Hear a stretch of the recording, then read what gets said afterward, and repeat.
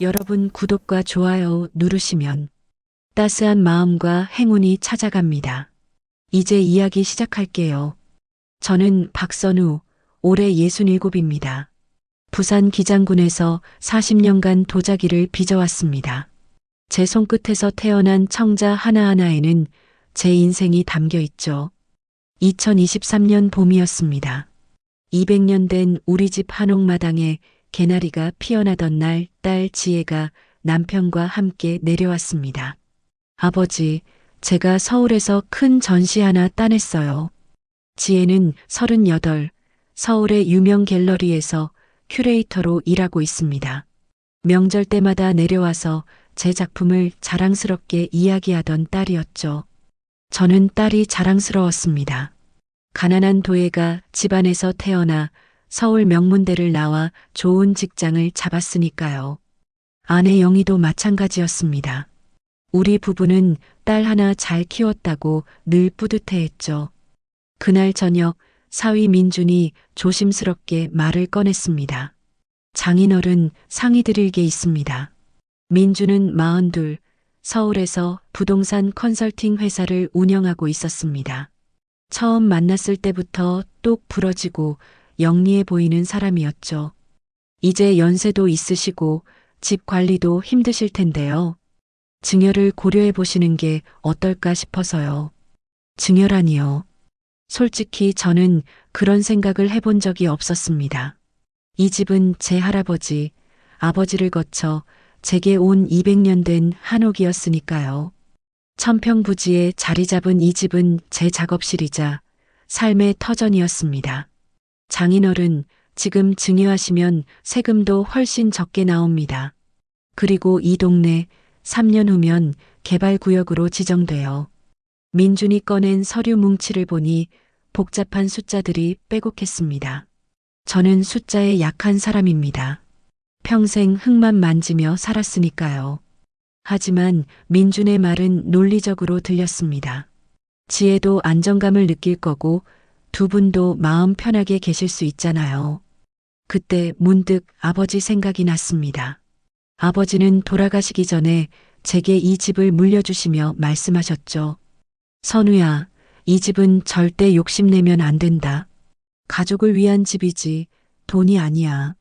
하지만 그 기억은 금방 희미해졌습니다. 제 앞에는 사랑하는 딸과 사위가 앉아 있었고 저는 그들을 믿고 싶었으니까요.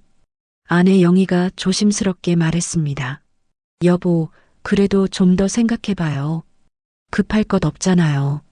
하지만 저는 아내의 손을 잡으며 웃었습니다. 당신, 우리 딸한테 줄 거 미리 주는 게 뭐가 문제야? 어차피 지혜 거잖아. 지혜가 제 손을 꼭 잡았습니다. 아버지, 정말 감사해요. 저 이 집 꼭 잘 지킬게요. 평생 여기서 사세요. 딸의 눈에는 눈물이 글썽였습니다. 저는 그 눈물이 진심이라고 믿었죠. 38년을 키운 제 딸이었으니까요. 작업실에서 일하던 제자 태수가 그 모습을 지켜보고 있었습니다. 태수는 15년 전부터 저한테 도자기를 배운 제자입니다. 성실하고 손재주가 좋아서 저는 아들처럼 아꼈죠. 하지만 그날 태수의 표정은 뭔가 심각해 보였습니다. 스승님, 정말 괜찮으신 겁니까? 태수야, 걱정 마. 내 딸인데 뭐. 하지만 태수는 고개를 저으며 사위 민준을 바라봤습니다. 그 눈빛에는 뭔가 불안함이 서려 있었죠. 저는 그때 그 불안함을 눈치채지 못했습니다. 2023년 7월 15일 증여 서류에 도장을 찍었습니다. 한옥과 천평부지, 그리고 제 작업실까지. 감정가 15억 원 상당이 딸 지혜 이름으로 넘어갔습니다. 장인어른, 이제 저희가 집 관리 좀 할게요. 낡은데 수리도 해야 하고요. 민준의 말에 저는 고개를 끄덕였습니다. 고마운 사위라고 생각했죠. 그날 밤 아내가 말했습니다. 여보, 사위 눈빛이 왠지 차가워 보여요. 당신이 너무 예민한 거야. 민준이 우리한테 잘해주잖아. 저는 아내의 불안을 대수롭지 않게 넘겼습니다. 그게 제 첫 번째 실수였습니다. 변화는 석 달 후부터 시작됐습니다. 어느 날 아침 저는 평소처럼 새벽 5시에 일어나 작업실로 향했습니다. 40년간 지켜온 루틴이었죠. 물레를 돌리고 흙을 빚는 그 시간이 제게는 명상이자 삶의 이유였습니다. 그런데 지혜가 전화를 걸어왔습니다. 아버지, 작업실 소음이 너무 심해요. 민준 오빠가 재택 근무할 때 집중이 안 된대요. 소음이라니요. 저는 40년간 이 시간에 작업을 해왔는데 갑자기 소음이라니 당황스러웠습니다. 그래, 미안하다. 그럼 시간을 좀 조절할게. 저는 딸을 배려하고 싶었습니다. 새벽 작업을 팔시로 미뤘죠. 40년 습관을 바꾸는 건 쉽지 않았습니다. 몸이 새벽 오시면 저절로 깨니까요. 하지만 그걸로 끝이 아니었습니다. 일주일 후 지혜가 또 전화를 걸어왔습니다. 아버지, 작업실 가스 안전진단 받으셔야 해요. 법으로 의무래요. 그래, 알았어. 언제 받으면 돼? 제가 업체 불러놨어요. 내일 오전에 오신대요. 다음 날 안전진단 업체 직원이 왔습니다. 30분 정도 이것저것 확인하더니 심각한 표정을 지었습니다. 사장님, 이거 큰일인데요. 가스 배관이 노후화됐습니다. 당장 사용 중지하셔야 해요. 뭐라고요? 이 가마는 40년 동안 써온 건데요. 저는 믿을 수 없었습니다. 작년에도 점검받았고 아무 문제 없었거든요. 안전진단 결과서입니다. 여기 보시면 사용 금지 판정 나왔습니다. 빨간 도장이 찍힌 서류를 보는 순간 가슴이 철렁 내려앉았습니다. 가마를 쓸 수 없다는 건 도자기를 만들 수 없다는 뜻이었습니다. 40년 장인 인생이 하루아침에 멈춰버린 거죠. 지혜야, 이거 어떻게 된 거야? 아버지, 저도 어쩔 수 없어요. 법이 그렇다는데요. 일단 수리하실 때까지 작업 중단하셔야죠. 딸의 목소리는 차갑게 느껴졌습니다. 저는 그제야 뭔가 이상하다는 걸 느꼈습니다. 하지만 설마 제 딸이 저한테 그럴 리 없다고 생각했죠. 아내 영희도 이상함을 감지했습니다. 영희는 한옥역 건물에서 작은 한복 공방을 운영하고 있었습니다. 30년 넘게 그 자리에서 한복을 만들어 왔죠. 그런데 어느 날 건물주가 찾아왔습니다. 사모님, 죄송한데요. 임대료를 올려야겠습니다. 네? 갑자기요? 작년에 계약할 때는 3년간 동결이라고 하셨잖아요. 그게 말이죠. 건물 명의가 따님으로 바뀌었더라고요. 따님 측에서 시세에 맞춰 올리래요. 영희의 얼굴이 하얗게 질렸습니다. 얼마나요? 지금 60만 원에서 120만 원으로요. 2배였습니다. 영희는 그날 집에 돌아와서 울었습니다. 여보, 이게 무슨 일이에요? 지혜가 왜 이러는 거예요? 저는 아내를 달랠 말이 없었습니다. 그때 제자 태수가 작업실로 찾아왔습니다. 스승님, 제가 알아본 게 있습니다. 태수는 심각한 표정으로 서류 하나를 꺼냈습니다. 이 안전진단 업체 사위분 친구가 운영하는 곳입니다. 그리고 이 동네 개발 계획 이미 부동산 중개업자들 사이에서는 소문이 다 퍼졌어요. 무슨 소리야? 스승님 집이 있는 이 땅 3년 후 개발되면 30억은 넘습니다. 사위분이 그걸 노린 것 같습니다. 머리가 띵했습니다. 설마 하는 마음과 불안함이 동시에 밀려왔죠. 태수야, 그건 내 추측일 뿐이야. 지혜는 내 딸이야. 하지만 태수의 눈빛은 확신에 차 있었습니다. 스승님, 조심하세요. 제발요. 그날 밤 저는 잠을 이룰 수 없었습니다. 40년을 지켜온 이 집, 제 작업실, 아내의 공방, 모든 게 흔들리고 있었습니다. 그리고 한 달 후 제 불안은 현실이 됐습니다. 2024년 1월 설날 일주일 전이었습니다. 지혜가 민준과 함께 내려왔습니다. 명절을 앞두고 가족이 모이는 게 당연하다고 생각했죠. 하지만 분위기가 이상했습니다. 거실에 마주 앉은 지혜와 민준의 표정이 굳어 있었습니다. 아버지, 어머니, 말씀드릴 게 있어요. 지혜의 목소리가 떨렸습니다. 저는 가슴이 두근거렸습니다. 좋은 얘기는 아닐 것 같았죠. 우리 이 집에서 살기로 했어요.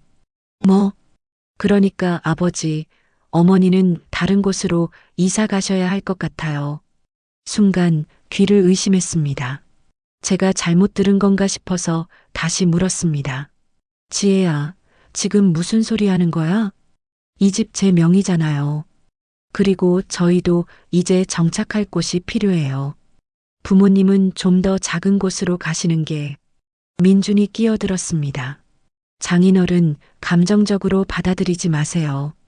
법적으로 이 집은 제 아내 겁니다. 2주 안에 나가주시면 이사비 500만 원 드리죠. 500만 원이라니요. 40년을 살아온 집, 200년 된 한옥, 제 모든 삶이 담긴 공간을 500만 원에 치환하다니요. 아내 영희가 벌떡 일어났습니다. 지혜야, 정신 차려. 우리가 너 낳아서 키운 부모야. 영희의 목소리는 떨렸고 눈에는 눈물이 가득했습니다. 엄마, 저도 이해해요. 근데 저도 이제 제 인생 살아야죠. 엄마 아빠는 평생 이 집에 묶여 사셨잖아요. 묶여 살았다고? 지혜야, 우리는 이 집이 좋아서 여기 산 거야. 하지만 지혜는 고개를 돌렸습니다. 저는 딸의 옆 얼굴을 바라봤습니다. 38년을 키운 딸이었습니다. 첫걸음을 뗄 때, 초등학교 입학식 때, 대학 합격했을 때, 결혼식 때, 모든 순간이 스쳐 지나갔습니다. 지혜야, 아빠가 뭘 잘못했니? 제 목소리는 떨렸습니다. 아버지, 잘못하신 거 없어요. 그냥, 이제 저도 제 삶을 살고 싶어요. 민준이 서류를 꺼냈습니다. 2주 안에 나가주세요. 법적 절차 밟기 전에 원만하게 해결합시다. 그때 현관문이 열리며 태수가 뛰어들어왔습니다. 스승님, 안 됩니다. 변호사 선임하세요. 하지만 저는 힘없이 고개를 저었습니다. 변호사를 선임할 돈도 싸울 기력도 없었습니다. 무엇보다 제 딸과 법정에서 싸운다는 게 믿기지 않았죠. 태수야, 됐어. 나가야지 뭐. 스승님, 태수의 눈에도 눈물이 맺혔습니다. 그날 밤 저는 작업실에 혼자 앉아 있었습니다. 40년간 만들어온 도자기들이 선반에 가득했습니다. 하나하나가 제 인생이었죠. 손으로 청자 하나를 쓰다듬었습니다. 차가운 질감이 느껴졌습니다. 여보, 울지 마요. 당신 잘못 아니에요. 영희가 제 어깨를 안았습니다. 미안해. 내가 딸을 잘못 키웠어. 내가 순진했어. 아니에요. 우리가 딸을 너무 믿었던 거죠. 2주 후 우리는 집을 나왔습니다. 40년 인생이 트럭 한 대에 실렸습니다. 도자기들, 작업도구들, 영희의 한복들, 삶의 흔적들이 상자에 담겼습니다. 마지막으로 한옥마당을 돌아봤습니다.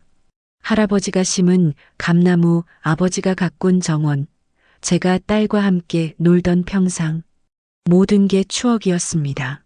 지혜는 모습을 보이지 않았습니다. 민준만 현관에 서서 지켜봤죠. 장인어른, 새 출발 잘하세요. 그 말이 제 가슴에 비수처럼 꽂혔습니다. 2024년 2월, 우리는 월세 40만 원짜리 반지하에 짐을 풀었습니다. 햇빛도 잘 들지 않는 좁은 방이었습니다. 10평도 안 되는 공간에 40년 삶을 우겨 넣었죠. 도자기들은 대부분 창고에 맡겼습니다. 이곳엔 놓을 공간이 없었으니까요. 아내 영희는 하루 종일 멍하니 앉아 있었습니다. 여보, 밥 먹어요. 하지만 영희는 밥을 거의 먹지 않았습니다. 일주일 만에 5kg이 빠졌죠. 저도 마찬가지였습니다. 작업실이 없으니 도자기를 만들 수 없었습니다. 40년 해오던 일을 하루아침에 멈추니 손이 떨렸습니다. 밤마다 악몽을 꿨습니다. 한옥마당에서 딸이 저를 밀어내는 꿈, 제 도자기들이 산산조각 나는 꿈. 새벽에 식은땀을 흘리며 깨곤 했죠. 영희가 제 손을 잡았습니다. 여보, 우리 뭐 잘못한 거 있어요? 없어. 우리는 딸을 사랑했을 뿐이야. 그럼 왜 이렇게 된 걸까요? 저는 대답할 수 없었습니다. 2월 말 통장 잔고가 200만 원밖에 남지 않았습니다. 월세와 생활비를 내면 석 달도 버티기 어려운 금액이었습니다. 저는 알바를 알아봤습니다. 하지만 67살 노인을 고용하는 곳은 없었죠. 나이가 어떻게 되세요? 67입니다. 아, 죄송합니다. 저희는 60 이하만 뽑습니다. 30군데 넘게 지원했지만 모두 거절당했습니다. 영희는 한복 공방을 다시 시작하려 했습니다. 하지만 임대료를 낼 돈이 없었죠. 우리는 절망에 빠졌습니다. 그때 태수가 찾아왔습니다. 스승님, 태수는 비닐봉지 하나를 들고 있었습니다. 이게 뭐야? 반찬이요. 제가 만들었습니다. 태수는 김치, 된장찌개, 나물 반찬을 꺼냈습니다. 저는 눈물이 났습니다. 태수야, 고맙다. 정말 고마워. 스승님, 사실 말씀드릴 게 있습니다. 태수는 심각한 표정으로 저를 바라봤습니다. 저는 박미선의 아들입니다. 뭐? 미선이? 박미선? 40년 전 제가 25이었을 때 사랑했던 여인이었습니다. 도예를 배우던 시절 미선은 같은 공방에서 일했습니다. 우리는 사랑에 빠졌죠. 하지만 저는 가난했고 미선의 부모는 결혼을 반대했습니다. 결국 우리는 헤어졌고 미선은 다른 사람과 결혼했습니다. 미선이가 어떻게 됐어? 어머니는 5년 전에 돌아가셨습니다. 태수의 목소리가 떨렸습니다. 돌아가시기 전에 말씀하셨어요. 박선우 씨를 찾아가서 도자기를 배우라고. 그분은 진짜 장인이라고. 저는 숨이 막혔습니다. 그래서 저는 15년 전 스승님을 찾아왔습니다. 어머니의 부탁 때문이기도 했지만 정말 배우고 싶었습니다. 태수는 봉투 하나를 꺼냈습니다. 제 전 재산 2천만 원입니다. 태수야, 이건 받을 수 없어. 받으세요. 스승님은 제게 아버지 같은 분이셨습니다. 15년간 무료로 가르쳐 주셨잖아요. 이 돈으로 소송하세요. 저는 태수를 꼭 안았습니다. 고맙다, 정말 고맙다. 그날 밤 저는 결심했습니다. 싸우기로요. 제 딸과 법정에서 맞서는 게 가슴 아팠지만 이대로 무너질 수는 없었습니다. 태수의 소개로 변호사를 만났습니다. 김 변호사, 55살의 여성 변호사였습니다. 안녕하세요, 박선우 씨. 태수 씨한테 이야기 들었습니다. 김 변호사는 차분한 목소리로 말했습니다. 근데 제가 말씀드려야 할 게 있습니다. 저는 사실 박지혜 씨의 대학 선배입니다. 뭐라고요? 그래서 이 사건을 맡을까 고민했습니다. 하지만 이야기를 들어보니 제가 도와야겠다는 생각이 들었습니다. 김 변호사는 서류를 펼쳤습니다. 일단 증여 취소 소송을 진행하겠습니다. 승소 가능성은 50% 정도입니다. 50%요? 네, 증여 취소는 쉽지 않습니다. 하지만 몇 가지 단서가 있습니다. 김 변호사는 증여 당시 녹취록을 검토했습니다. 박지혜 씨가 분명히 말했습니다. 평생 여기 사시라고요. 이건 부담부 증여로 해석될 수 있습니다. 부담부 증여요? 네, 조건부 증여라는 뜻입니다. 박선우 씨가 계속 거주할 수 있다는 조건으로 증여한 것이죠. 조건을 위반하면 증여 취소 사유가 됩니다. 희망이 보였습니다. 그리고 이 안전진단 보고서 조작된 것 같습니다. 김 변호사는 안전진단 업체를 조사했습니다. 이 업체 강민준 씨의 친구가 운영합니다. 그리고 작년에 부정 안전진단으로 적발된 이력이 있습니다. 그럼 증거를 찾을 수 있나요? 찾아보겠습니다. 시간이 좀 걸릴 겁니다. 한편 김 변호사는 지혜에게 전화를 걸었습니다. 지혜야, 나 김 변호사야. 선배님? 무슨 일이세요? 내 부모님이 소송 제기하셨다. 내가 변호 맡았어.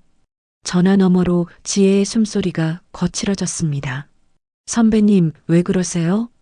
저는 법적으로 아무 문제 없어요. 지혜야, 너 1월에 아니었잖아. 무슨 일이야? 그때 지혜가 울음을 터뜨렸습니다. 선배님, 저 빚이 3억이에요. 뭐? 갤러리 투자 잘못했어요. 민준 오빠가 이 방법밖에 없다고. 김 변호사는 충격을 받았습니다. 지혜야, 그래서 부모님을 내쫓은 거야? 저도 어쩔 수 없었어요. 이 집 팔아야 빚을 갚을 수 있어요. 지혜야, 그건 사기야. 민준 씨가 너를 이용한 거야. 지혜는 한참을 울었습니다. 선배님, 저는 이미 돌아갈 수 없어요. 명의도 제 거고 법적으로 문제 없잖아요. 지혜야, 법이 다가 아니야. 양심이 있잖아. 하지만 지혜는 전화를 끊었습니다. 김 변호사는 한숨을 쉬었습니다. 박선우 씨, 상황이 복잡합니다. 따님이 빚 때문에 이러는 것 같습니다. 빚이요? 저는 처음 듣는 이야기였습니다. 3억이라고 하더군요. 갤러리 투자 실패로요. 저는 머리가 멍해졌습니다. 지혜가 돈 때문에 힘들었다면 왜 저한테 말하지 않았을까요? 저는 딸을 도와줄 수 있었는데요. 그럼 민준 씨가 계획한 거네요. 그렇습니다. 제 생각엔 강민준 씨가 개발 계획을 알고 접근한 것 같습니다. 김 변호사는 조사를 계속했습니다. 며칠 후 결정적인 증거를 찾았습니다. 박선우 씨, 이것 보세요.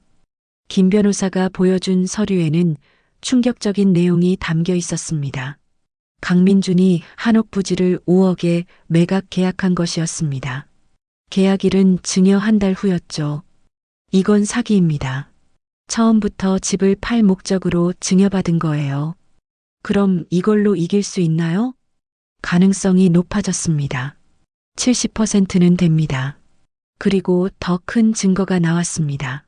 안전진단업체 직원이 양심 고백을 한 것이었습니다. 강민준 씨한테 500만 원 받고 허위 보고서 작성했습니다. 실제로는 가스배관에 아무 문제 없었습니다. 녹음 파일까지 있었습니다. 민준의 목소리가 선명하게 들렸습니다. 이거 불합격 처리해줘. 500 줄게. 노인네들 내쫓으려면 명분이 필요하거든. 저는 분노가 치밀어 올랐습니다. 사위라고 믿었던 사람이 처음부터 저를 속인 것이었습니다. 이 녹음 파일 법정에서 쓸 수 있나요? 물론입니다. 결정적 증거입니다. 김 변호사는 다시 지혜에게 연락했습니다. 지혜야, 마지막으로 묻는다. 정말 이대로 갈 거야? 선배님, 제발 그만 연락하세요. 지혜야, 민준 씨가 너를 이용했어. 증거도 다 나왔어. 안전진단 조작, 부지 매각 계약서 다 있어. 지혜는 말문이 막혔습니다. 민준 오빠가요? 그래. 그 사람 처음부터 개발 계획 알고 접근한 거야. 너를 이용해서 집을 가로챈 거라고. 거짓말이에요. 하지만 지혜의 목소리는 떨렸습니다. 증거 보낼게. 직접 확인해봐. 김 변호사는 이메일로 모든 증거를 보냈습니다. 지혜는 그날 밤 잠을 이루지 못했습니다. 민준이 옆에서 자고 있었지만 낯설게 느껴졌습니다. 민준 오빠가 정말 날 이용한 걸까? 지혜는 민준의 휴대폰을 몰래 확인했습니다. 그리고 충격적인 대화를 발견했습니다. 민준과 부동산 중개인의 카톡 대화였습니다. 형님, 장인 늙은이들 내쫓는데 성공했습니다. 이제 매각만 하면 되죠? 잘했어. 5억에 넘기면 수수료 5천 주마. 감사합니다. 마누라는 아직 모릅니다. 빚 갚아준다고 하면 조용히 있을 겁니다. 지혜는 휴대폰을 떨어뜨렸습니다. 손이 덜덜 떨렸습니다. 민준이 깼습니다. 왜 그래? 무슨 일이야? 오빠, 이게 뭐예요? 지혜는 휴대폰을 들이댔습니다. 민준의 얼굴이 굳었습니다. 아, 그거. 오해야. 오해요? 오빠가 처음부터 우리 집 노리고 접근한 거 아니에요? 민준은 순간 표정이 차갑게 변했습니다. 그래, 맞아. 내 집 노리고 접근했어. 그게 뭐 어때? 뭐라고요?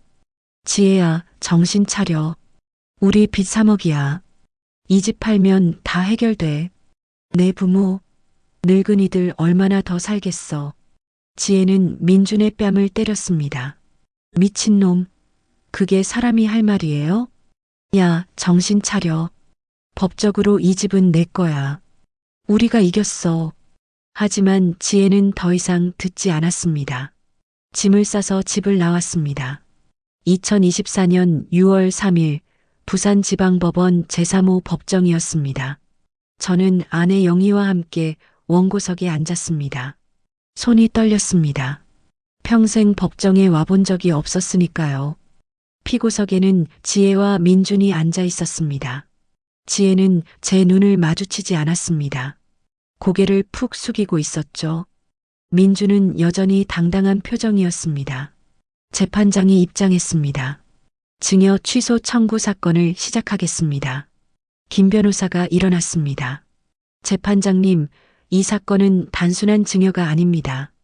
피고 박지혜와 그 배우자 강민주는 처음부터 원고의 재산을 가로챌 계획을 세웠습니다. 민준 측 변호사가 반박했습니다. 이에 있습니다. 증여는 법적으로 완료됐고 원고는 자발적으로 서명했습니다. 증거를 제시하겠습니다. 김 변호사는 첫 번째 증거를 제출했습니다. 증여 당일 녹음 파일입니다.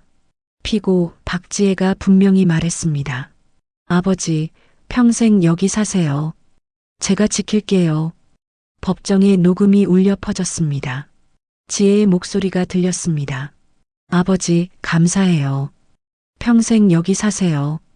이 집 제가 꼭 지킬게요. 제 목소리도 들렸습니다.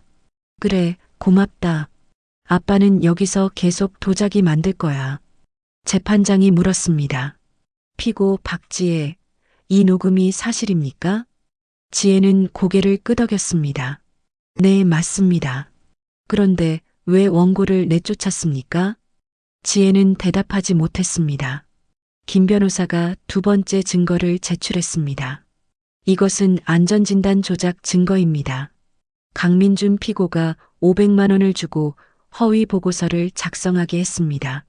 녹음 파일이 재생됐습니다. 민준의 목소리가 선명했습니다. 이거 불합격 처리해줘. 500 줄게.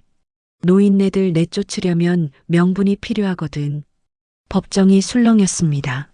민준의 얼굴이 창백해졌습니다. 이건 조작입니다. 제 목소리가 아닙니다. 하지만 김 변호사는 세 번째 증거를 제출했습니다.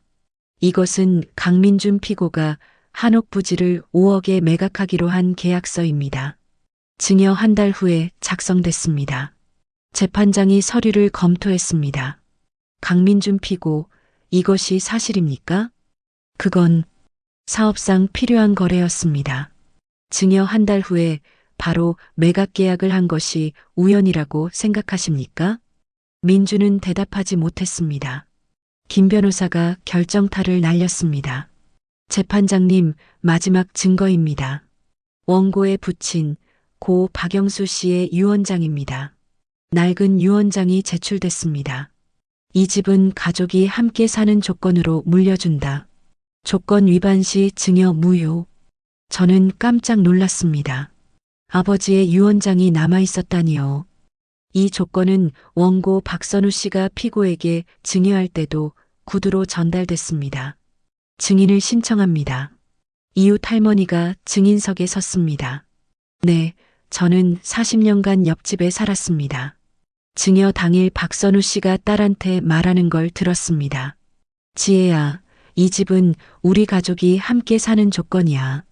할아버지, 아버지의 뜻이 그러셨어. 민준 측 변호사가 반박했습니다. 하지만 증여 서류에는 그런 조건이 명시돼 있지 않습니다. 구두 계약도 법적 효력이 있습니다. 특히 가족 간 증여는 신뢰관계가 전제됩니다. 재판장이 피고석을 바라봤습니다. 피고 박지혜, 할 말 있습니까?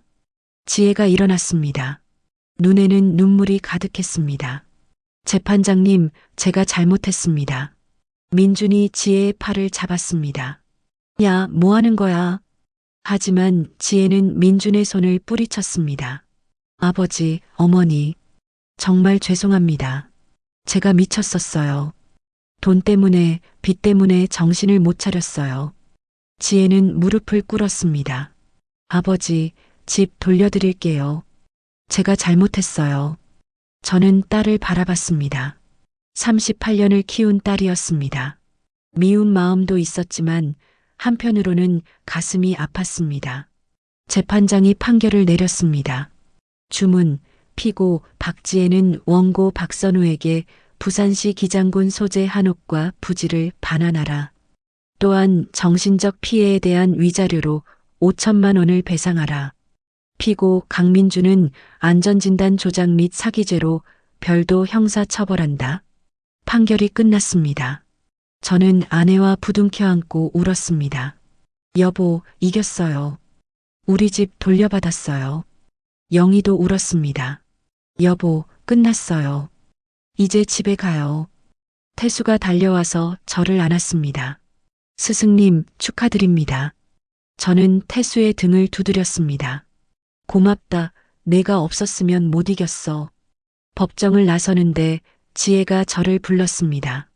아버지, 저는 발걸음을 멈췄습니다. 아버지, 정말 죄송해요. 제가 미쳤었어요. 지혜는 바닥에 주저앉아 울었습니다. 저는 한참을 딸을 바라봤습니다. 지혜야, 이제 그만 일어나. 아버지, 일어나서 내 인생 살아.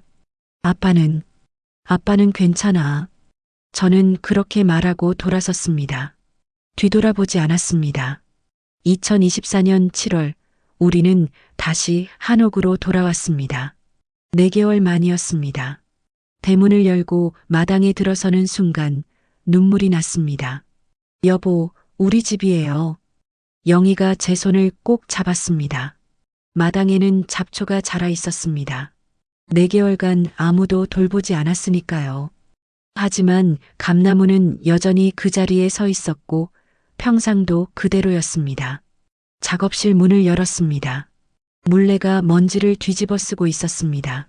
저는 물레를 닦았습니다. 40년 동안 저와 함께한 물레였습니다. 다시 물레를 돌렸습니다. 익숙한 소리가 들렸습니다. 흙을 만졌습니다. 차갑고 부드러운 감촉이 느껴졌습니다. 4개월 만에 다시 도자기를 빚었습니다. 손은 기억하고 있었습니다. 청자가 서서히 모양을 잡아갔습니다. 스승님, 태수가 작업실로 들어왔습니다.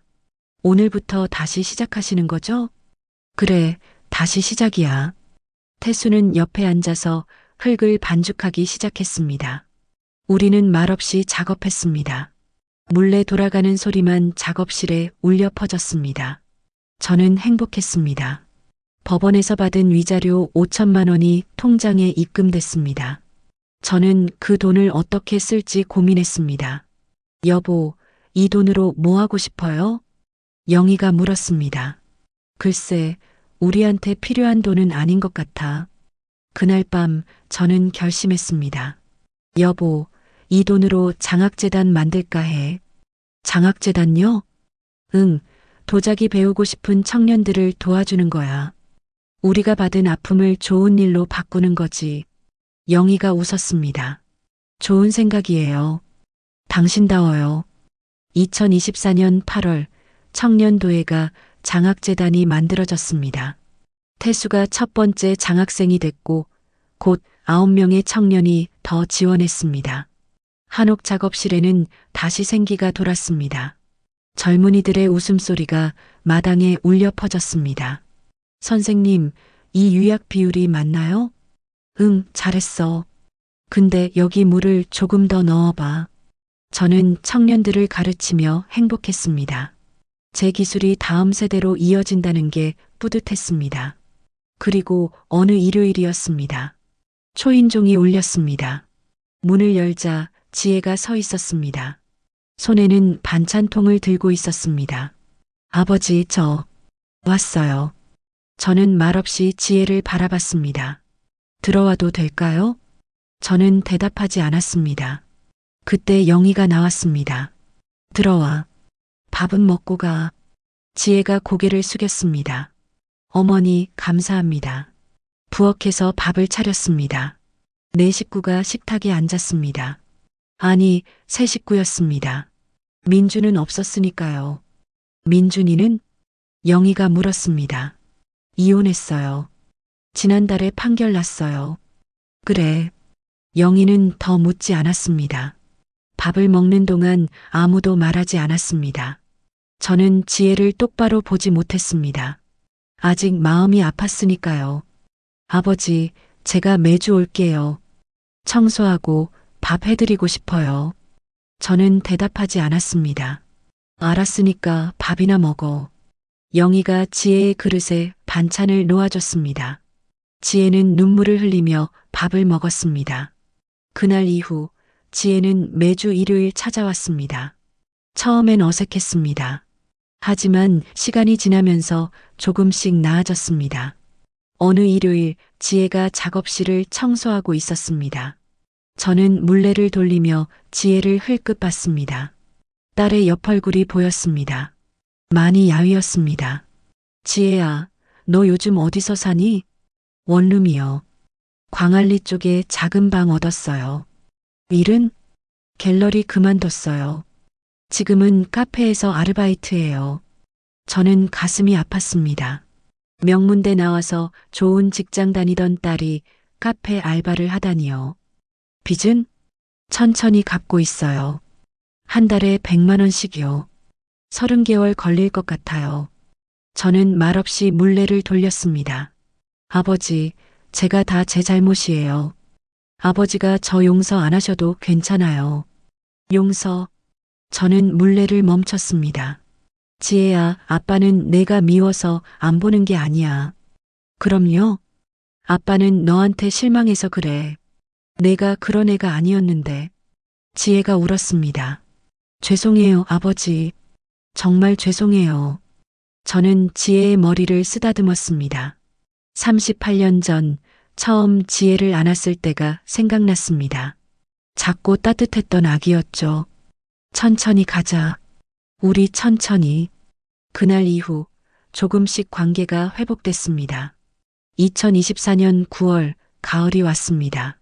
마당에는 코스모스가 만발했습니다. 아내 영희가 심은 꽃들이었습니다. 여보, 올해는 코스모스가 특히 예쁘네요. 그러게요. 우리 마음이 편해서 그런가 봐요. 저는 작업실에서 새 작품을 만들고 있었습니다. 청년 장학생들이 옆에서 배우고 있었죠. 선생님, 이 청자 정말 아름다워요. 그래. 고맙다. 이건 새로운 시작을 의미하는 작품이야. 태수가 유약을 섞으며 말했습니다. 스승님, 다음 달 전시회 준비는 잘 되고 있습니다. 그래, 수고했어. 저는 전시회를 열기로 했습니다. 40년 도의 인생을 정리하는 전시회였습니다. 제목은 새로운 시작이었습니다. 전시회 준비를 하던 어느 날 지혜가 찾아왔습니다. 아버지, 전시회 포스터 제가 디자인해도 될까요? 내가? 네, 저 원래 갤러리에서 일했잖아요. 디자인도 할 줄 알아요. 저는 고민했습니다. 그래, 한번 해봐. 지혜는 일주일 동안 밤낮으로 작업했습니다. 그리고 완성된 포스터를 보여줬습니다. 아버지, 어때요? 포스터는 아름다웠습니다. 청자와 코스모스가 어우러진 디자인이었죠. 잘했다, 지혜야. 지혜의 눈에 눈물이 글썽였습니다. 감사해요, 아버지. 전시회 날이 왔습니다. 부산 시립미술관에서 열린 전시회에는 많은 사람이 찾아왔습니다. 40년간 만든 작품 50점이 전시됐습니다. 아버지, 축하드려요. 지혜가 꽃다발을 건넸습니다. 고맙다. 저는 딸을 안았습니다. 오랜만이었습니다. 아버지 사랑해요. 아빠도 사랑한다. 전시회는 대성공이었습니다. 한 달 동안 5천 명이 넘는 관람객이 찾아왔습니다. 그리고 작품 10점이 팔렸습니다. 총 2억 원의 수익이 났습니다. 저는 그 돈을 장학재단에 기부했습니다. 여보, 이 돈으로 더 많은 청년을 도울 수 있겠어요. 그래요. 좋은 일이에요. 저는 지혜에게도 제안했습니다. 지혜야, 장학재단 사무국장 해볼래? 제가요? 응, 내가 갤러리에서 일한 경험도 있고 행정도 할 줄 알잖아. 지혜는 망설였습니다. 아버지, 제가 그럴 자격이 있을까요? 자격은 내가 만들어가는 거야. 아빠는 내가 다시 일어서길 바라. 지혜가 울었습니다. 감사해요, 아버지. 열심히 할게요. 그렇게 지혜는 장학재단에서 일하기 시작했습니다. 처음엔 서툴렀지만 점점 능숙해졌습니다. 청년들과 소통하며 지혜도 치유받았습니다. 지혜 누나 덕분에 장학금 받았어요. 감사합니다. 아니에요. 열심히 배워요. 지혜는 조금씩 웃음을 되찾았습니다. 그리고 6개월이 지났습니다. 2025년 3월 봄이 다시 왔습니다.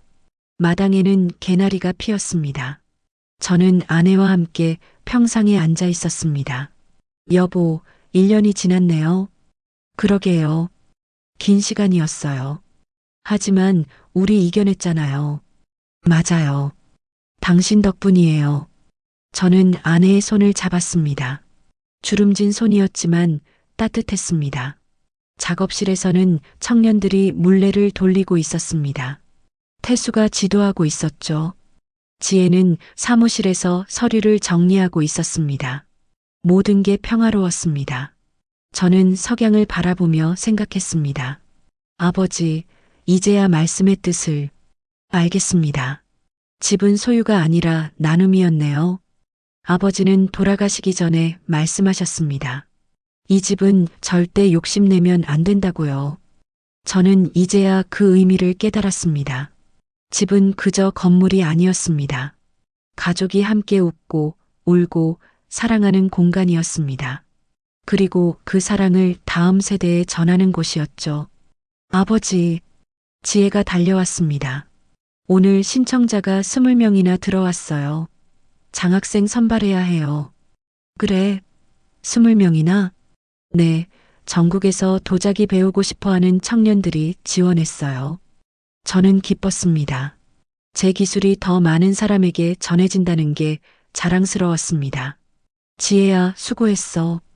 오늘 저녁은 내가 좋아하는 김치찌개 끓여줄게. 정말요? 아버지가 끓여주시는 김치찌개 정말 오랜만이에요. 지혜는 어린아이처럼 좋아했습니다. 저는 딸의 얼굴을 바라봤습니다. 1년 전 저를 내쫓았던 그 딸이었습니다. 하지만 이제는 달랐습니다. 지혜는 자신의 잘못을 인정하고 속죄하며 살고 있었습니다. 완벽하지는 않았지만 노력하고 있었습니다. 그리고 저도 변했습니다. 용서가 쉽지는 않았지만 조금씩 마음을 열었습니다. 가족이란 그런 거라고 생각했습니다. 실수하고 아파하고 그래도 다시 일어서는 것이요. 저녁 시간이 됐습니다. 식탁에는 김치찌개가 보글보글 끓고 있었습니다. 영희가 반찬을 차렸고 지혜가 밥을 푸고 있었습니다. 태수도 함께 앉았습니다. 자, 다들 먹자. 저는 숟가락을 들었습니다. 감사합니다. 잘 먹겠습니다. 모두가 함께 말했습니다. 밥을 먹으며 오늘 있었던 일들을 이야기했습니다. 태수는 청년 장학생이 만든 작품 이야기를 했고 지혜는 새로운 지원자들 이야기를 했습니다. 영희는 한복 공방에서 있었던 재밌는 일을 말했습니다. 저는 그저 듣고 있었습니다. 행복했습니다. 이런 평범한 순간이 얼마나 소중한지 깨달았습니다. 아버지, 내일 또 올게요. 지혜가 일어서며 말했습니다. 그래, 조심히 들어가. 네, 안녕히 주무세요. 지혜가 나간 후 저는 마당으로 나갔습니다. 별이 떠 있었습니다. 아름다웠습니다. 여보, 뭐 하세요? 영희가 나왔습니다. 그냥 별 보고 있어. 예쁘죠? 응, 예뻐. 저는 아내의 어깨에 머리를 기댔습니다. 여보, 우리 잘 살았죠? 당연하죠. 우리 40년 넘게 함께 살았잖아요. 앞으로도 계속 함께 살자. 물론이죠. 우리는 한참을 별을 바라봤습니다. 그리고 저는 생각했습니다. 지난 1년은 제 인생에서 가장 힘든 시간이었습니다. 딸에게 배신당하고 집에서 쫓겨나고 모든 걸 잃었다고 느꼈습니다. 하지만 동시에 가장 값진 시간이기도 했습니다. 진짜 중요한 게 뭔지 깨달았으니까요. 집도 돈도 명예도 아니었습니다. 진짜 중요한 건 사람이었습니다. 저를 믿어준 아내, 도와준 제자 태수, 진실을 밝혀준 김 변호사, 그리고 잘못을 인정하고 다시 일어선 딸 지혜. 이 모든 사람들이 있었기에 저는 다시 일어설 수 있었습니다. 며칠 후, 저는 작업실에서 새로운 작품을 만들고 있었습니다. 이번에는 가족을 주제로 한 청자였습니다. 4개의 그릇이 서로 기대고 있는 모양이었죠. 스승님, 이 작품 제목이 뭐예요? 태수가 물었습니다. 가족. 가족이요? 응, 가족은 서로 기대고 의지하는 거야. 때로는 넘어지고 깨지기도 하지만 다시 일어서서 서로를 감싸 안는 거지. 태수는 고개를 끄덕였습니다. 아름다운 의미네요. 작품이 완성됐습니다. 가마에 넣고 3일을 기다렸습니다. 가마 문을 열었을 때 완벽한 청자가 나왔습니다. 푸른 빛이 영롱하게 빛났습니다. 여보, 이거 봐요. 저는 영희를 불렀습니다. 와, 정말 아름다워요. 이거 우리 집 거실에 놓을 거야. 좋아요. 딱 어울릴 것 같아요. 그 청자는 지금도 우리 집 거실 한가운데 놓여 있습니다. 손님들이 오면 모두 감탄합니다. 저는 그때마다 이야기합니다. 이 작품에 담긴 의미를요. 2025년 4월 민준의 소식을 들었습니다. 징역 2년을 선고받고 교도소에 있다고 했습니다. 안전진단 조작과 사기죄였습니다. 저는 특별한 감정이 들지 않았습니다. 분노도 미움도 없었습니다. 그저 안타까웠습니다. 욕심이 사람을 어떻게 망가뜨리는지 보여주는 사례였으니까요. 아버지, 민준 오빠 소식 들으셨어요? 지혜가 조심스럽게 물었습니다. 응, 들었어. 저 면회 가려고 해요. 그래, 다녀와. 아버지는 안 가시겠어요? 저는 고개를 저었습니다. 아빠는 됐어. 너 혼자 다녀와. 지혜는 민준을 면회했습니다. 돌아와서 말했습니다. 아버지, 민준 오빠가 사과하고 싶대요. 그래. 근데 아버지가 안 오실 것 같다고 하니까 편지 쓰겠대요. 일주일 후 민준의 편지가 왔습니다. 저는 편지를 읽었습니다. 장인어른께 제가 저지른 일을 평생 후회하며 살겠습니다. 용서를 구할 자격도 없다는 걸 압니다. 다만 이것만은 말씀드리고 싶습니다. 장인어른은 제가 만난 가장 훌륭한 어른이셨습니다. 제가 그걸 깨닫기까지 너무 오래 걸렸습니다. 죄송합니다. 저는 편지를 접었습니다. 여보, 답장 쓸 거예요? 아니, 안 쓸 거야. 왜요? 말로 하는 용서는 쉬워. 하지만 진짜 용서는 시간이 필요해. 민준이도 그걸 알아야 해. 영희는 고개를 끄덕였습니다. 그해 여름 장학재단은 30명의 청년을 선발했습니다. 한옥 작업실이 비좁아져서 옆 건물을 추가로 빌렸습니다. 청년들의 웃음소리가 마당에 가득했습니다. 선생님, 이 유약 배합 맞나요? 선생님, 물레 속도는 어느 정도가 좋아요? 선생님, 가마 온도는요? 저는 바빴지만 행복했습니다. 제 기술이 30명에게 전해지고 있었으니까요. 그리고 그들은 또 다른 사람들에게 전할 것입니다. 그렇게 제 도자기 인생은 계속될 것입니다. 어느 날 저녁, 지혜가 중요한 이야기를 꺼냈습니다. 아버지, 저 새로운 사람 만났어요. 그래. 네, 같은 카페에서 일하는 분인데 착하고 성실해요. 저는 조심스럽게 물었습니다. 그래서 천천히 알아가려고 해요. 이번엔 실수하고 싶지 않아서요. 잘 생각했어. 사람은 천천히 알아가는 거야. 네, 아버지. 지혜는 이제 달랐습니다. 신중하고 조심스러웠습니다. 고통을 통해 배운 것들이었죠. 2025년 10월 제 68번째 생일이었습니다. 가족들이 모였습니다. 아내 영희, 딸 지혜, 제자 태수, 그리고 30명의 장학생들. 생일 축하합니다. 모두가 노래를 불렀습니다. 저는 가슴이 벅찼습니다. 2년 전만 해도 상상하지 못한 광경이었습니다. 여러분, 정말 고맙습니다. 저는 인사를 했습니다. 저는 2년 전 모든 걸 잃었다고 생각했습니다. 집도, 가족도, 희망도요. 청년들이 조용히 들었습니다.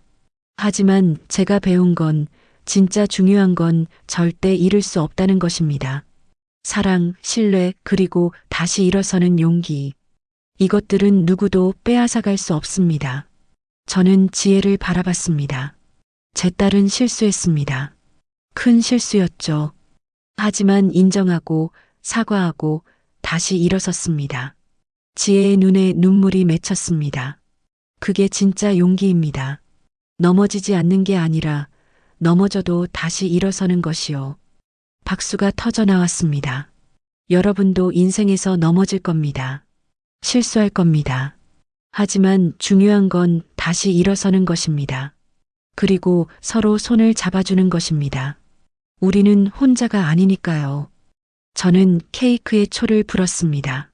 68개의 초가 꺼졌습니다. 소원 빌었어요? 영희가 물었습니다. 응, 빌었어. 무슨 소원이에요? 비밀이야. 말하면 안 이루어진다잖아. 사실 제 소원은 간단했습니다. 이 행복이 계속되길. 그리고 제가 사랑하는 사람들이 모두 건강하고 행복하길. 그게 전부였습니다. 파티가 끝나고 모두가 돌아갔습니다. 저는 작업실에 혼자 앉아 있었습니다. 물레를 천천히 돌렸습니다. 40년 넘게 돌린 물레였습니다. 이제는 손이 저절로 움직였습니다. 생각할 필요도 없이 청자가 빚어졌습니다. 여보, 아직도 이래요? 영희가 들어왔습니다. 응, 마지막 하나만 더 만들려고. 무슨 작품이에요? 희망이야. 희망? 응, 이 인연을 담은 작품이야. 절망에서 희망으로. 청자가 완성됐습니다. 깨진 듯 보이지만 금으로 이어진 모양이었습니다. 일본의 긴쓰기 기법을 응용한 것이었죠. 아름답네요. 그치? 깨진 것도 아름다울 수 있어. 그 상처를 어떻게 치유하느냐가 중요한 거지. 저는 그 작품을 가마에 넣었습니다. 3일 후 완벽한 청자가 탄생했습니다. 금빛 선들이 영롱하게 빛났습니다. 이거 전시회에 내야겠어. 좋은 생각이에요. 그 작품은 다음 달 전시회에서 최고가에 낙찰됐습니다. 3천만 원이었습니다. 저는 그 돈을 전액 장학재단에 기부했습니다. 이제 제게 돈은 중요하지 않았습니다. 진짜 중요한 건 따로 있었으니까요. 2025년 12월 겨울이 왔습니다. 마당에 눈이 내렸습니다. 하얀 눈이 한옥을 덮었습니다. 아름다웠습니다. 저는 아내와 함께 평상에 앉아 눈을 바라봤습니다.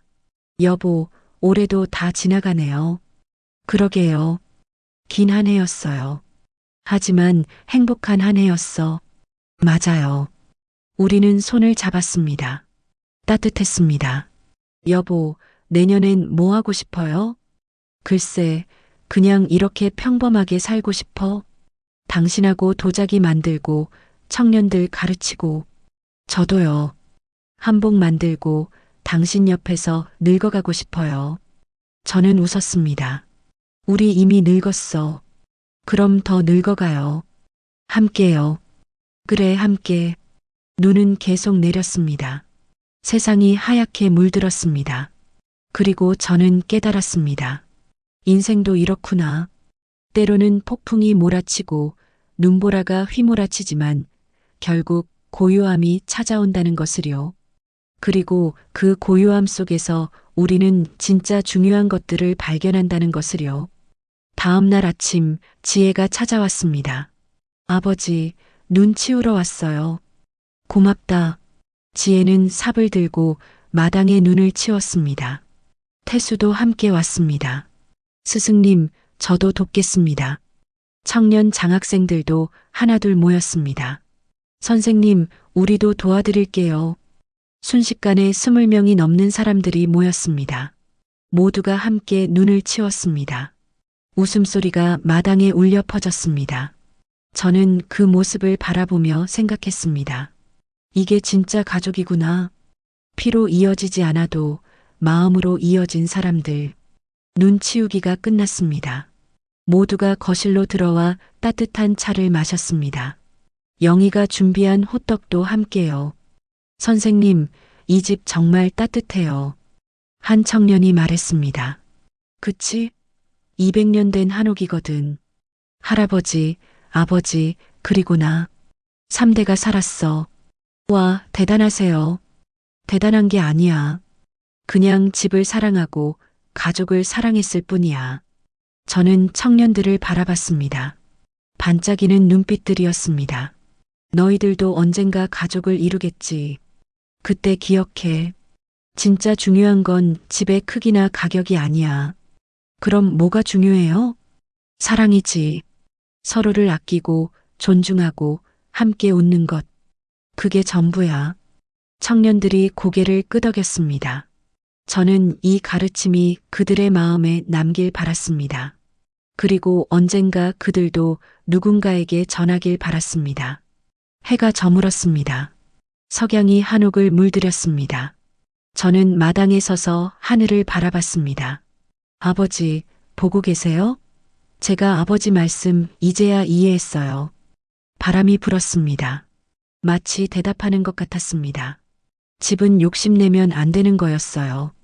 나누고 함께하고 사랑하는 곳이었어요. 저는 웃었습니다. 늦었지만 이제라도 알아서 다행이에요. 그날 밤 저는 일기를 썼습니다. 오랜만이었습니다.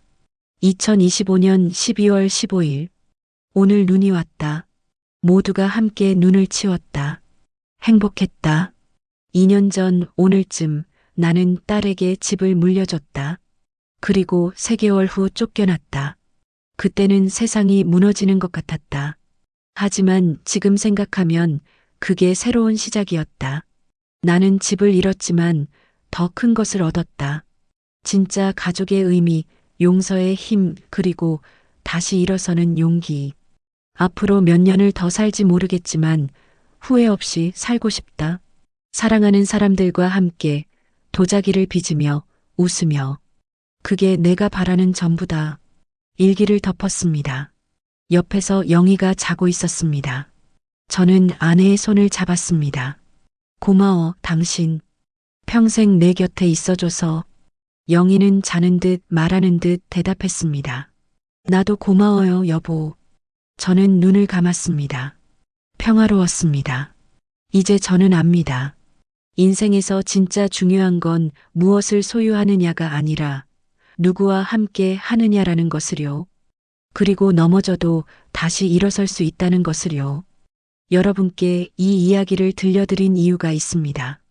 혹시 여러분도 증여를 고민하고 계신가요? 신중하게 생각하세요. 법적인 문제도 중요하지만 더 중요한 건 신뢰와 사랑입니다. 그리고 만약 저처럼 배신당했다면 포기하지 마세요. 다시 일어설 수 있습니다. 진실은 언젠가 밝혀집니다. 그리고 용서는 상대방이 아니라 자신을 위한 것입니다. 저는 딸을 용서했습니다. 완전하지는 않지만 조금씩 마음을 열었습니다. 그리고 그게 저를 자유롭게 만들었습니다.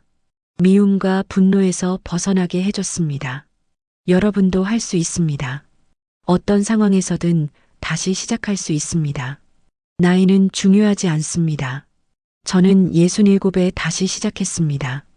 그리고 지금 제 인생에서 가장 행복합니다. 마지막으로 이것만 기억하세요. 집은 건물이 아닙니다. 사람입니다. 가족은 피가 아닙니다. 사랑입니다. 그리고 인생은 소유가 아닙니다. 나눔입니다. 이 이야기가 여러분께 작은 위로가 되길 바랍니다. 그리고 혹시 비슷한 상황에 계신 분이 있다면 포기하지 마세요. 희망은 있습니다. 언제나 있습니다. 감사합니다.